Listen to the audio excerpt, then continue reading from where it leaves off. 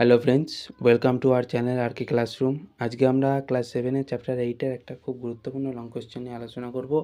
Long কোয়েশ্চেনটা আমরা point করে করে আলোচনা করব। আমি পয়েন্ট করে করে সাজিয়েছি, চলো আমরা দেখে নিই।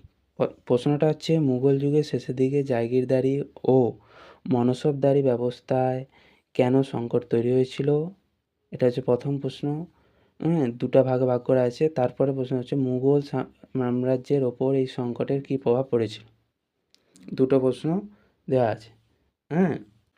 প্রথমেই যেটা ভূমিকা দিতে হবে, জাগিরদারি ও আকবরের মনসবদারি ব্যবস্থা আকবরের সময়ে খুব ভালোভাবেই চলছিল, কিন্তু পরবর্তীকালে কিছু অযোগ্য শাসকের জন্য জাগিরদারি ও মনসবদারি ব্যবস্থা সংকটের মধ্যে পড়ে। এটা ভূমিকা দিতে হবে।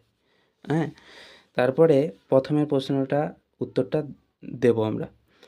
জাগিরদারি ও মনসবদারি ব্যবস্থা সংকটের কারণ। প্রথম পয়েন্ট হচ্ছে, মনসবদারদের তাদের পদ অনুযায়ী বেতন না দেওয়া। অনেক ক্ষেত্রেই মনসবদারদের তাদের পদ অনুযায়ী যা বেতন পাওয়ার কথা তা দেওয়া হতো না। যা বেতন পাওয়ার কথা তা মনসবদারেরা না পাওয়ার কারণে তাদের যতজন ঘরসোয়ার বাহিনী রাখার কথা ছিল ততজনের দেখাশোনা তারা করতে পারতো না বা করা যেত না। ফলে জাগিরদার ও মনসবদারি ব্যবস্থার সংকট স্পষ্ট হয়। ঔরঙ্গজেবের আমলে এই ব্যবস্থার সংকট আরও স্পষ্ট হয়। তারপর কৃষি সংকট।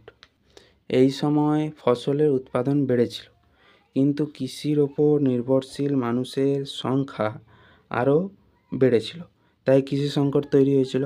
ফলে মুঘল সম্রাটদের আকাঙ্ক্ষিত রাজস্ব কৃষকরা মেটাতে পারতো না, তাই রাজকোষাগার ফাঁকা হতে থাকে এবং মুঘল সম্রাটদের জাগিরদারি ও মনসবদারি ব্যবস্থা সংকটের মুখে পড়ে।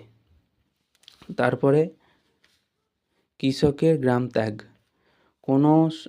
কোনো সময় কৃষকরা রাজস্ব না দিয়ে গ্রাম ছেড়ে চলে যেত। তখন তাদের জমিতে চাষ হতো না, ফলে সেই সব জমিতে মনসবদারেরা ওই জমি থেকে জাগির পেত না, তাই এই ব্যবস্থা সংকটের মুখে পড়ে। বোঝা গেল? এই ব্যবস্থা যখনই মনসবদারেরা কী পাচ্ছিল না, জায়গির জমি থেকে আর কোনো জায়গির পাচ্ছিল না, তখন এই ব্যবস্থা কী হলো, সংকটের মুখে পড়ছে। তারপরে সেকেন্ড যে কোশ্চেনটা, সেটা হচ্ছে মুঘল সাম্রাজ্যের ওপর এর প্রভাব। অর্থাৎ এই যে জাগিরদারি এবং মনসবদারি যে সংকট তৈরি হয়েছিল, এই সংকটের ফলে মুঘল সাম্রাজ্যের ওপর কী প্রভাব পড়েছিল তো দেখে নিই। প্রথম পয়েন্ট হচ্ছে অর্থনৈতিক সমস্যা। জাগিরদারি ও মনসবদারি ব্যবস্থার সংকটের ফলে মুঘল সাম্রাজ্যে কী হয়েছিল না, অর্থনৈতিক সমস্যার মুখে পড়তে হয়েছে। কারণ কি, যখন এরা অর্থাৎ বিভিন্ন কৃষক বিদ্রোহ, এমনকি কৃষকরা গ্রাম ছেড়ে পালিয়ে যাওয়ার কারণে এরা সেখান থেকে রাজস্ব পেত না। ফলে এরা যে রাজস্ব রাজকোষাগারে দেওয়ার কথা, সেই রাজকোষাগারে সেই রাজস্ব এরা পাঠাতো না। ফলে কী হতো, একটা অর্থনৈতিক সমস্যা কিন্তু দেখা যেত। তারপর হচ্ছে প্রশাসনিক ব্যবস্থা দুর্বল। মনসবদারেরা পদমর্যাদা অনুযায়ী বেতন না পাওয়ার কারণে যে পরিমাণে ঘরসোয়ার বাহিনী রাখার কথা সেটা না রাখার কারণে মুঘল সাম্রাজ্যের প্রশাসনিক ব্যবস্থা দুর্বল হয়ে পড়ে। তো হবে, যদি ঘরসোয়ার বাহিনী তারা না রাখে, ফলে মুঘল সাম্রাজ্যের প্রশাসন, সেই সব নিয়েই তো মুঘল সাম্রাজ্যের প্রশাসন তৈরি, ফলে মুঘল সাম্রাজ্যের প্রশাসনিক ব্যবস্থা স্বভাবতই দুর্বল হয়ে পড়ে। আমরা উপসংহার দেব, ঔরঙ্গজেবের পরবর্তীকালে এই মনসবদারি ও জাগিরদারি ব্যবস্থা আরও সংকটের মধ্যে পড়ে, যা মুঘল সাম্রাজ্যকে পতনের দিকে এগিয়ে নিয়ে যাচ্ছিল। তো ঠিক আছে, আমরা এই নোটটা আলোচনা করলাম। পরবর্তীকালে আমরা আরও নোট নিয়ে আলোচনা করব।